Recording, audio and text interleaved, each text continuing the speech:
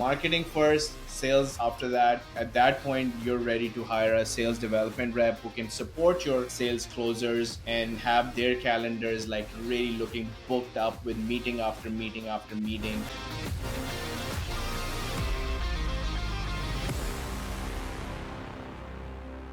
Welcome back to Digital Dominance. We cover a lot of marketing related topics on this show, probably more than you can implement on your own in any reasonable amount of time. And that leaves you with two main options. You either hire a company like FroBro to help you out, or you can hire an employee.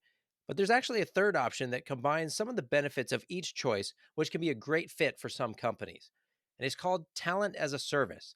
You can actually hire a full time team member through a vendor. This team member will already be trained in marketing or sales, and this way you don't have to deal with payroll. It's just another monthly expense. My favorite company for this option is called RepStack, and today I have the pleasure of speaking with Azhar Siddiqui, the CEO and co founder of RepStack. Azhar knows a lot about hiring, and he even wrote a book about hiring for digital marketing agencies. He's helping to level the playing field when it comes to bringing experienced virtual assistants into your business. And I can say from experience that he and his company go the extra mile to make sure that their clients are successful. So, welcome to the show, Azhar. Thanks, Jeffro. Thanks for having me. I really appreciate it. For everyone who's listening out there, it's a changing world. We don't do everything for everyone, but we really plug in the gap when, like all of us, even in the services businesses, we're seeing so many opportunities of saving some money. Times are tight and we want to do things better. We want to do it in more control. And the number one solution is hire a person to do it. And a lot of us do see this like, in agencies, I know, Jeffro, the biggest expense on a P&L is always going to be your employees. And for most businesses, even if you're a service business, like for service business, if you're a plumber, if you are a HVAC company, it's always going to be the people that you hire, because your business is depending on the service that you're providing, which is going to be through other people. So your employee cost is always going to be high. And some businesses that you have to be physically there, you can't let everything go. I'm just going to keep it remote, because remote could mean that you can hire somebody in Tampa, Austin, Texas, or Islamabad, Manila, somewhere in Mumbai in India. So that makes like it kind of, I feel that it levels the playing field for the entire world. Now you can hire somebody here, you can, but things are going remote, especially since COVID.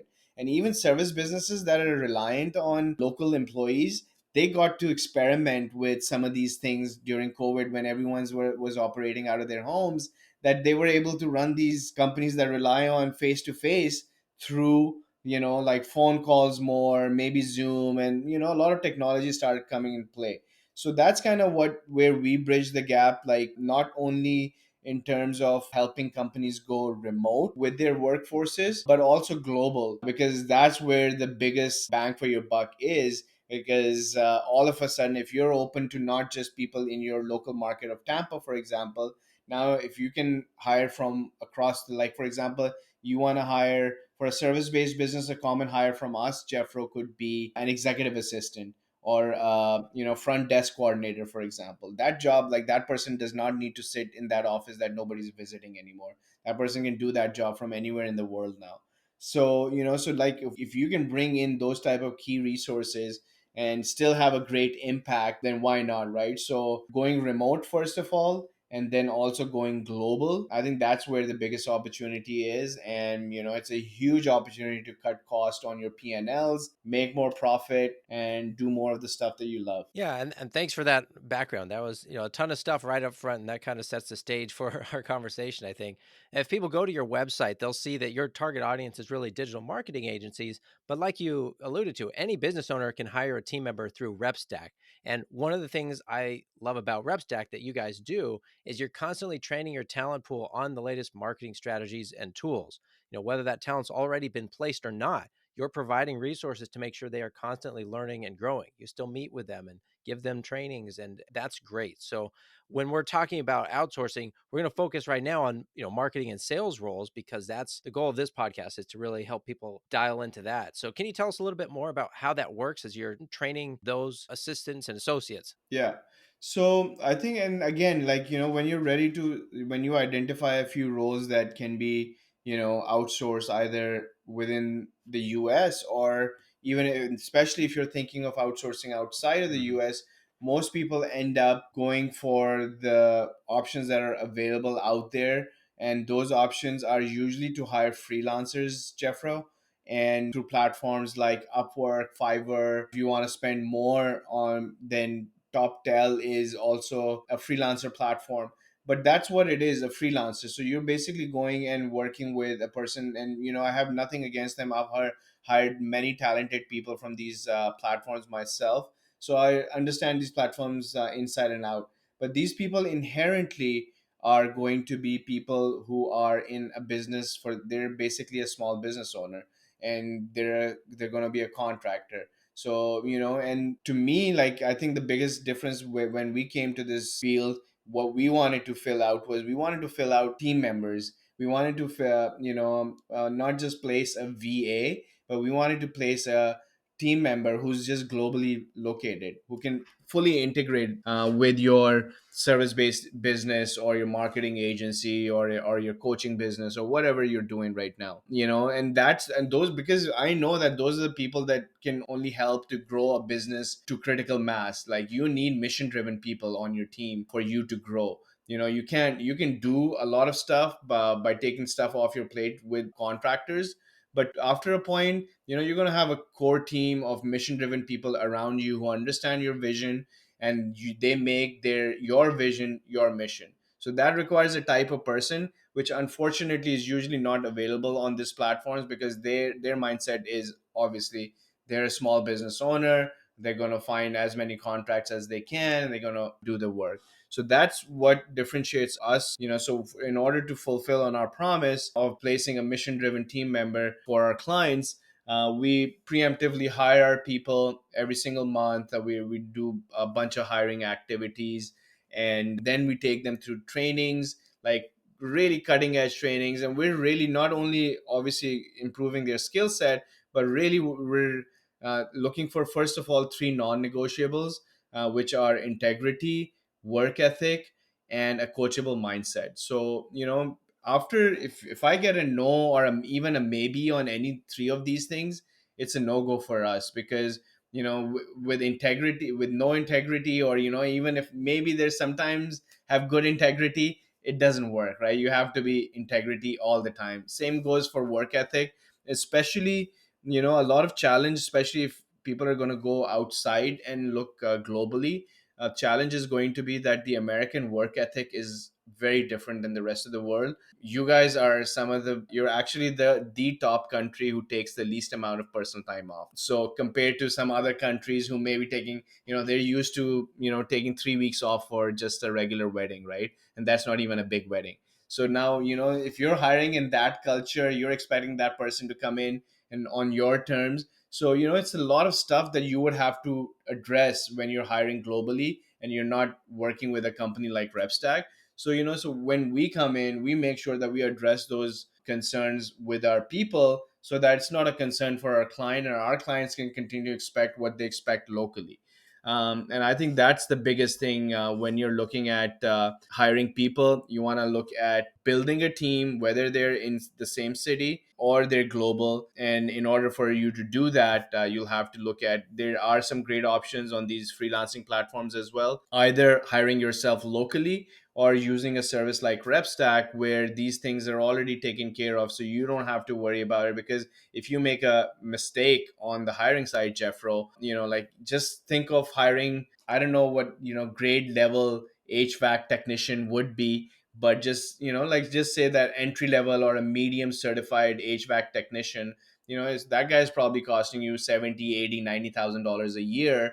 If you hired the wrong person who's like absolutely, maybe batshit crazy, I don't know, like, like going to clients and doing something things off. And by the time you get that person offboarded, hired, trained, and you realize that this guy's got this problem, and then offboarded again, you're in, like, like 150,000 dollars in lost opportunities, salaries, wages, taxes, all of that stuff. So the global side is going to cut that down for you a little bit, but it's still going to be there. Right. Well, I mean, basically, sorry, let me jump in real quick. What you're doing is reducing the risk for a business owner hiring a freelancer or contractor because, yes, there is, there are good people on Upwork, but you don't know which one is which. All the profiles are going to look pretty good.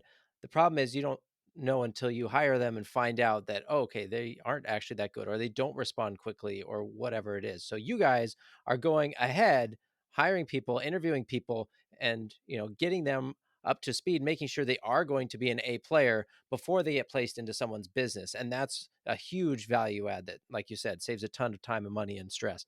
And by the time some our clients come through our process, it becomes really easily at that point. Once we've gotten all the requirements, it becomes just an intro call. 90% of our clients hire the person we recommend them on that first call that we book with them. So it becomes really really easy. You're not worried. You got somebody like us to take care of that. But yeah, if you were doing it yourself, I do have a course, Jeff. I'm going to be sharing the link with you, and that can go out in the post production as well. Where there's just some prerequisites that I talk about that you should be doing. Like having, for example, your value based systems, your mission statement, things like that, already predefined. You having some systems in place before you bring in new people, just so that we can avoid making those mistakes, especially as you start hiring globally and even remotely. I feel that some of these processes are really really important to have. It's definitely, there's a lot of opportunity to go remote and go global, but there's definitely, you have to tread carefully. Yeah. All right. So let's back up a little bit. So you only offer full-time positions, which means, this is kind of a commitment if you're going to bring somebody on your team. So the question becomes, how do you know if a company is ready to bring on that team member, or when do you recommend that they look into that?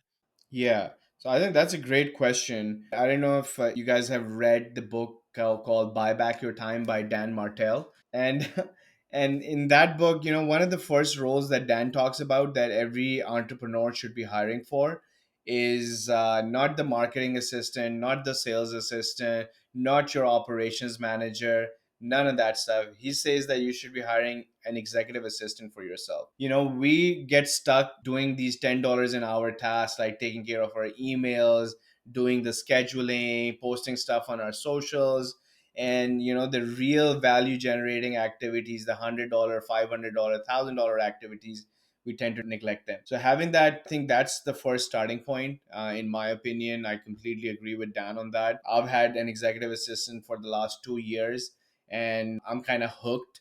So like when my assistant is off on some time off, it's tough for me. And usually we're now at a point where we have a team of executive assistants, because it's three co-founders that we're working together. So we have a team of three people managing each one of us individually, but the other person can now pitch in when my EA is away. So I feel hands down the first person you need to hire is help yourself and get your emails, your calendar, and your socials. You're going to be able to offload a lot more than this, but these are just the first few things that you can offload. So start there, and then now it gives you the bandwidth to now start strategizing about what's the next role I need to hire, what's the next thing I need to be doing, what do I do with this extra time, and so on and on. So once you've hired that virtual assistant, what's the best way to manage them? Give feedback, lead them effectively, make sure that things are done the way you want. Because I think for a lot of business owners, they've never hired someone for that type of role or even articulated how they want those things done. Yeah, so that's a very good question, because if you do not have a proper onboarding system, and if you don't have SOPs and things like that in place, Jeffro, what's going to happen is that it's going to create a bad experience for this associate. You're going to think it's not working out. They're thinking that, hey, where the hell am I? And it's just not going to end well. So what I recommend is that before even you hire your first associate, you should go through the 7 prerequisites that I put together in my course. One of them is making sure that you have systems and processes in place before you do your first official onboarding. The second one is having a effective vision statement and a mission statement and a set of values ready to go, because you're expecting this person to come and understand you, but you haven't even written out your vision statement right now. So what are they supposed to follow? Like, they can't read our heads, what's in our minds, right? So Sorry, I was just going to jump in there. What about when someone says you can hire that assistant and have them help you write your SOPs? Does that work? That's a little too much to ask, Jeffro, because this person, like, unless you're hiring somebody who's like a $90,000, like these executive assistants, that's how much they go for. If you're hiring someone in the US, like 70, 80, $90,000, a good executive assistant is going to run you. And at that level, yeah, maybe I would expect that this person would be able to come in and just take charge. But for most on the global side, you're going to need some kind of system and processes in place. Good thing with because I'm going to be sharing my course, most of these SOPs that we've built out are going to be there. So if you're hiring yourself, you can just put those systems and processes in place before you hire, and by and large you'll have a good working system and process ready for this person to onboard with you from day one. But yeah, I think that would be a little too much to ask for, but it's also not rocket science. It's pretty straightforward. Just doing a quick, I actually, if you just do Dan Martell's formula, he's got this email management system that he uses that you can just tell your executive assistant to just follow and start using from day one. With a company like RepStack, we'll take care of most of those things for you. We'll bring in our own SOPs and systems and processes. We'll make sure this person is being effective and doing everything that they're supposed to be doing. But if you're going to be doing it yourself, definitely check out hiring an EA, what Dan Martell is talking about, and then the stuff that we've put together in our course. That's awesome, and I love that you provide those SOPs to your clients when they hire someone through you as well, because that's super helpful. I did want to ask, even after the executive assistant role, let's say we've got that in place, you guys also have specialized hires that you offer, right? So marketing associates and sales development reps. Can you tell us some of the differences between those? Because I think the line there is blurry for a lot of people. Yeah, so your marketing associate is, your traditional media buyer, like your Google ads, Facebook ad person. Like if you guys want to start doing some of those things internally, your social media, graphic designer, video editor, like a podcast that we're doing these days, these are also marketing tools that should be chopped up and published on social medias, turned into blog articles, your content writer and SEO. So any of these things, if you want to effectively bring them internal, then that's our bread and butter. About 70% of our people are placed in marketing assistant roles, doing one of these four things: either media buying, either automations inside a CRM, SEO and content, and graphics and video. That role, so if you have a marketing team already set up, or if you're working with a marketing agency, you're just looking to add more power to that relationship, then our person can like really, really be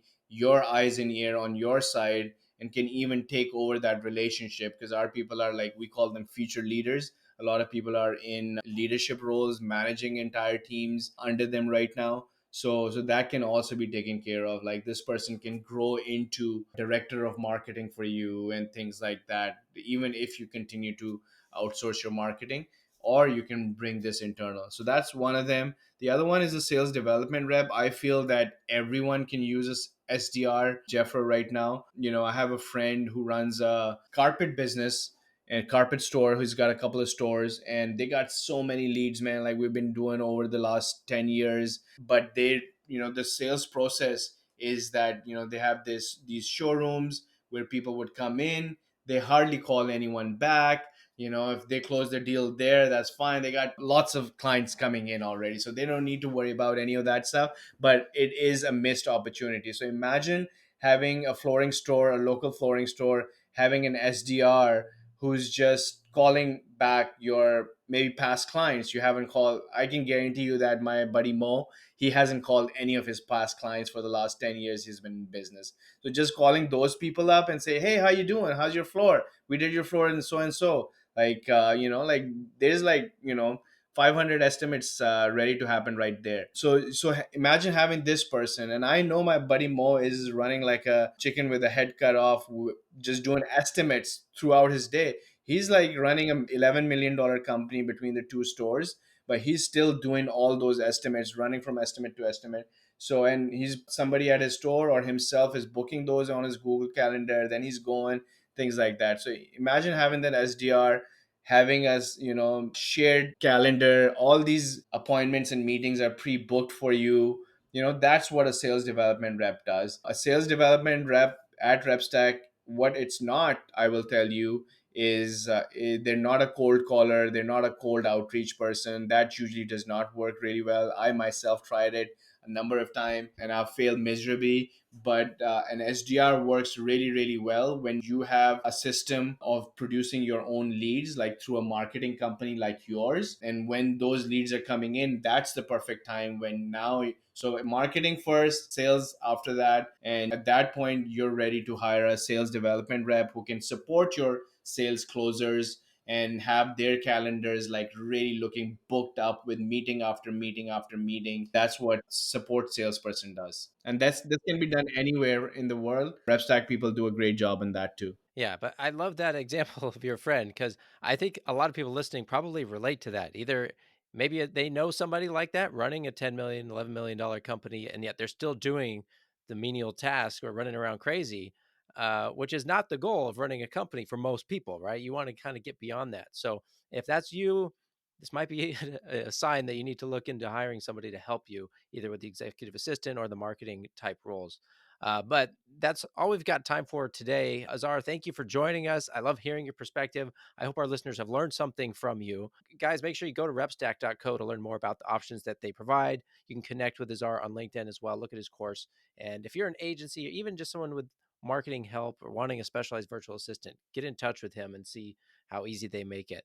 Azhar, do you have any final thoughts before we wrap up? No, I don't think so. I think the easiest thing that to keep in mind when you're especially building out a remote team is that everyone you bring on board, even if it's a VA, even if they're based outside of the US, if you can treat them the same that you would your local team in your office, that's when you're going to have the biggest success because now you're giving them access to the same bonuses, commission. Yeah, pays might be different, but commissions could be similar, and we've seen that happen. So now this person is like really, really, really vested in the success of your business, so if we can treat them the same, if you think that this person is a VA and like you treat them like that, that's how they're going to behave. You treat them like your internal team member, even if they're somewhere else on the globe, they're going to be a very effective part of your team. So that's the only takeaway. The biggest thing, I think, that's the biggest mistake we make when we hire globally, is that we create these differences between teams or silos. Treat them the same for the best results. That's awesome. And that's a great reminder. So thanks again for being here, Azhar. And thanks to all of you for listening. Just remember, building your team doesn't happen overnight, but it's a great way to dominate your niche. I'll see you guys in the next episode.